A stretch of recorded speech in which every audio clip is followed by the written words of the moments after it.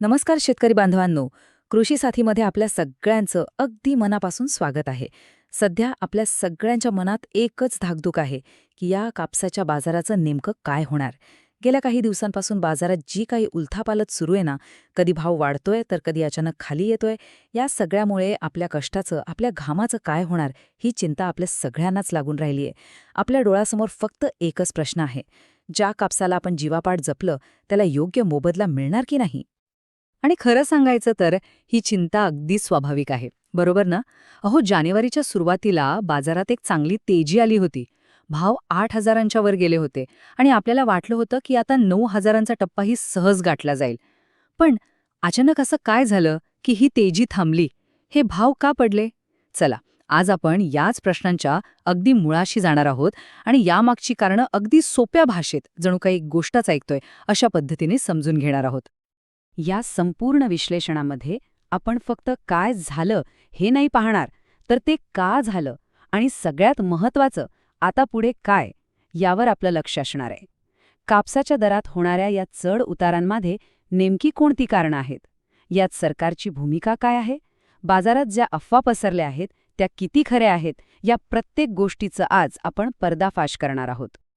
पण ही सखोल माहिती सुरू करण्याआधी एक अत्यंत महत्त्वाची गोष्ट: बाजारातलं असं अचूक विश्लेषण आणि प्रत्येक लहान मोठी बातमी तुमच्यापर्यंत वेळेवर पोहोचावी असं जर आपल्याला वाटत असेल तर आत्ताच लगेचच आपल्या कृषी साथी चॅनलला सबस्क्राईब करा आणि बाजूला जी घंटी आहे ना ती नक्की दाबा. कारण एक गोष्ट लक्षात ठेवा, ह्या काळात माहिती हेच आपलं सर्वात मोठं शस्त्र आहे. चला तर मग सुरुवात करूया. आपण ही संपूर्ण बाजारपेठ 5 सोप्या भागांमध्ये समजून घेणार आहोत. पहिला भाग आहे जानेवारीत आलेली तेजी आणि मग आलेल्या मंदीची कहाणी. त्यानंतर आपण बाजारातल्या सगळ्यात मोठ्या खेळाडूला म्हणजे CCIला समजून घेऊ. तिसऱ्या भागात आपण बाजारातल्या अफवा आणि त्यामागचं सत्य काय आहे ते तपासू. चौथ्या भागात आता कोणत्या घटकांवर लक्ष ठेवायचं हे पाहू आणि सगळ्यात शेवटी शेतकऱ्यांनी नेमकी कोणती रणनीती वापरायची यावर सविस्तर बोलू. तर आपल्या या कथेची सुरुवात होतीये जानेवारी महिन्यापासून. हा महिना म्हणजे जणू काही एकाच नाण्याच्या दोन बाजू होत्या. महिन्याच्या पहिल्या अर्ध्या भागात आपल्या शेतकऱ्यांच्या चेहऱ्यावर हसू होतं, तर दुसऱ्या अर्ध्या भागात मात्र चिंतेची एक मोठी लकीर उमटली. पाहूया हे नेमकं कसं आणि का घडलं. बघा, 31 डिसेंबरला एक मोठा बदल झाला. तोपर्यंत बाहेरून जो कापूस यायचा त्यावर कोणतंच शुल्क म्हणजे ड्युटी नव्हती. पण 1 जानेवारीपासून सरकारने बाहेरून येणाऱ्या कापसावर तब्बल 11% आयात शुल्क लावलं. याचा सरळ आणि सोप्पा अर्थ होता की बाहेरचा कापूस आता महाग होणार आणि आपल्या देशातल्या कापसाला मागणी वाढणार. आणि झालंही तसंच. बाजारात एकदम सकारात्मक वातावरण तयार झालं. जो भाव डिसेंबरमध्ये 7,300 रुपयांच्या आसपास होता तो जानेवारीच्या पहिल्याच आठवड्यात 8,000च्या पुढे गेला. आणि मग काय, 12 आणि 13 जानेवारीला तर कमालच झाली. काही बाजारांमध्ये भावाने 8,500, काही ठिकाणी तर 8,900 रुपयांचा टप्पा गाठला. आपल्या सगळ्यांच्या आशा एकदम उंचावल्या होत्या. सगळं काही अगदी सुरळीत चाललं होतं, भाव वाढत होते. पण मग अचानक ही तेजी थांबली. जणू काही धावत्या गाडीला कोणीतरी अचानक ब्रेक लावला असावा. वाढणारे भाव केवळ थांबलेच नाहीत, तर काही ठिकाणी थोडे कमीही झाले. सगळं एकच प्रश्न पडला: असं का झालं? बाजारात पडद्यामागे नेमकं असं काय घडलं? आणि या प्रश्नाचं उत्तर आहे एका नावात: CCI, म्हणजेच भारतीय कापूस महामंडळ. बाजाराच्या या कथेमध्ये CCIची एंट्री झाली आणि बाजाराचं संपूर्ण चित्रच पालटलं. CCI हा बाजारातला तो सगळ्यात मोठा खेळाडू आहे ज्याच्या एका निर्णयाने बाजाराची दिशा पूर्णपणे बदलू शकते. आता हे CCI म्हणजे नेमकं काय हे आधी थोडा समजून घेऊया. ही एक सरकारी संस्था आहे जी शेतकऱ्यांसाठी एका सुरक्षा कवचासारखं काम करते. जेव्हा बाजारात कापसाचे भाव खूप पडतात तेव्हा CCI किमान आधारभूत किमतीने म्हणजेच MSPने आपल्याकडून कापूस खरेदी करते. यामुळे शेतकऱ्यांचं मोठं नुकसान टळतं आणि सरकारकडे कापसाचा एक मोठा राखीव साठा तयार होतो. आता पाहूया की हे काम कसं चालतं. याची प्रक्रिया अगदी सोपी आहे. जेव्हा भाव कमी असतात तेव्हा CCI शेतकऱ्यांकडून MSP दराने कापूस खरेदी करून आपली गोदामं भरते. यावर्षी त्यांनी जवळपास 20 ते 22 लाख गाठींची खरेदी केली आहे. आणि जेव्हा बाजारातले भाव खूप वाढू लागतात, जसं की जानेवारीत झालं, तेव्हा सीसीआय आपल्या गोदामांचे दरवाजे उघडते. ते सूतगिरण्यांना लिलावाद्वारे कापूस विकायला सुरुवात करतात.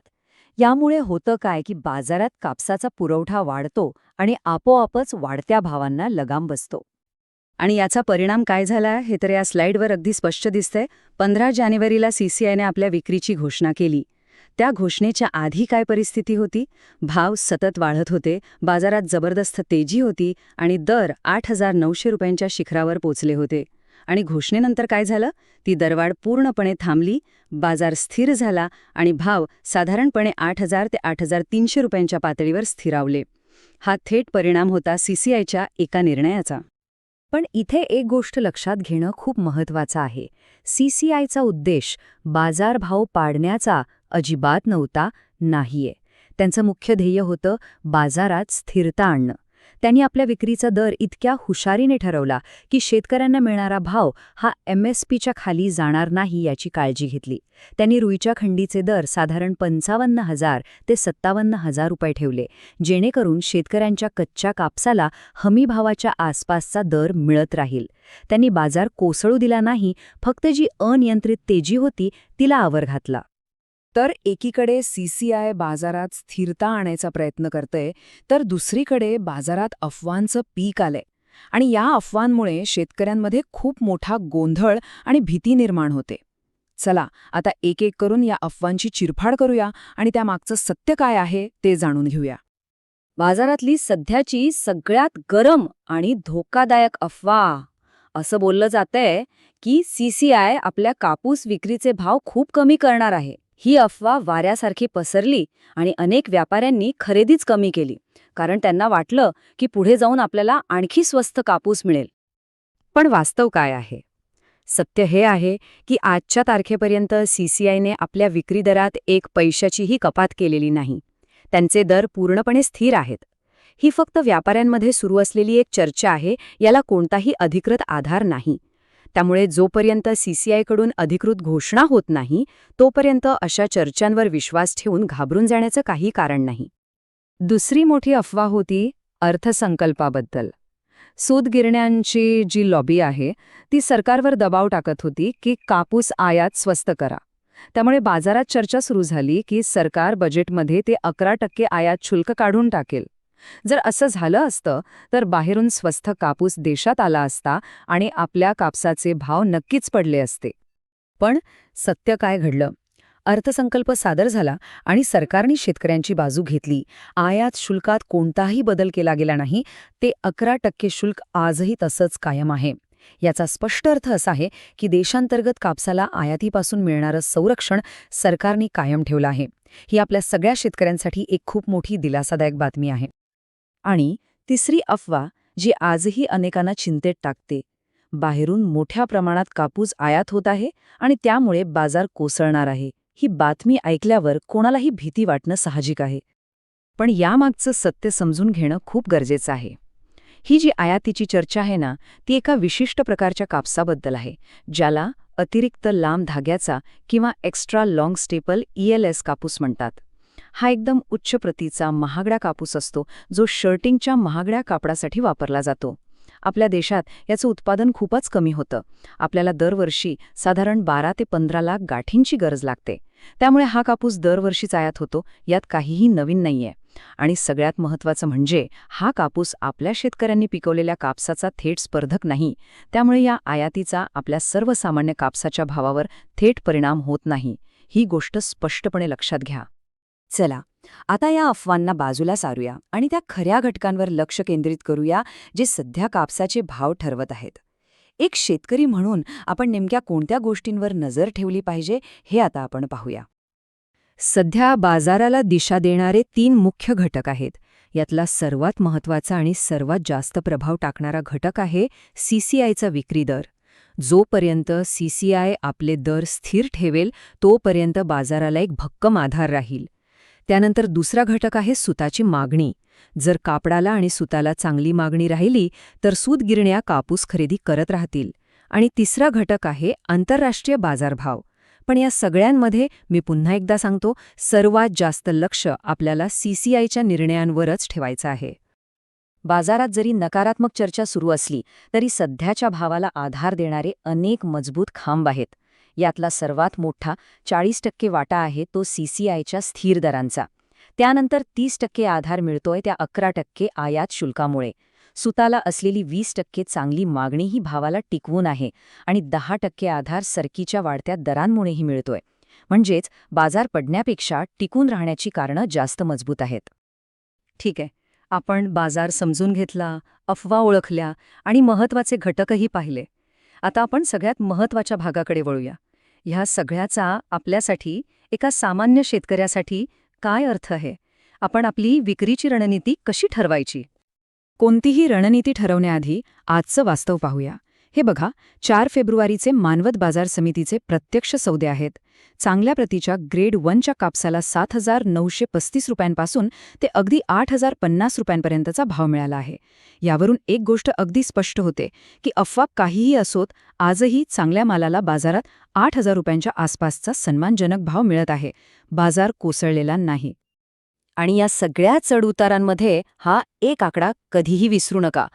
8,100 रुपये प्रति क्विंटल. हा आहे सरकारचा किमान आधारभूत भाव. हा आपला हक्क आहे.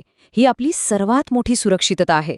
बाजारात उद्या काहीही झालं, भाव कितीही खाली आले, तरी CCIकडे या दराने कापूस विकण्याचा पर्याय, आपलं हे ब्रह्मास्त्र आपल्याकडे कायम आहे. तर मग या संपूर्ण विश्लेषणातून आपण नेमकी कोणती रणनीती बनवू शकतो? पहिली आणि सगळ्यात महत्त्वाची गोष्ट, व्हॉट्सअपवर येणाऱ्या अफवांवर नाही तर CCIच्या अधिकृत घोषणांवर लक्ष ठेवा. दुसरी गोष्ट, 8,100 रुपयांचा MSP हे आपलं सुरक्षा कवच आहे, हे कायम लक्षात ठेवा. तिसरा सल्ला, ज्यांना शक्य आहे त्यांनी आपला सगळा कापूस एकाच वेळी न विकता गरजेनुसार टप्प्याटप्प्याने विका. यामुळे भावातील जोखमीचं विभाजन होतं. आणि चौथी गोष्ट, बाजाराची माहिती घेत राहा, कारण सरकारी धोरणं कधीही बदलू शकतात.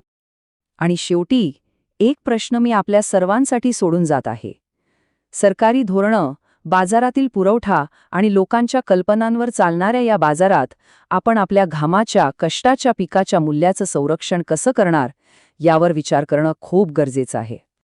या प्रश्नाचं उत्तर शोधण्यासाठी आणि बाजारातल्या प्रत्येक घडामोडीवर अचूक माहिती मिळवण्यासाठी आपल्या कृषी साथी या YouTube चॅनलला सबस्क्राईब करायला विसरू नका. कारण या अनिश्चिततेच्या काळात योग्य आणि वेळेवर मिळालेली माहितीच आपल्याला योग्य निर्णय घेण्यास मदत करेल. धन्यवाद.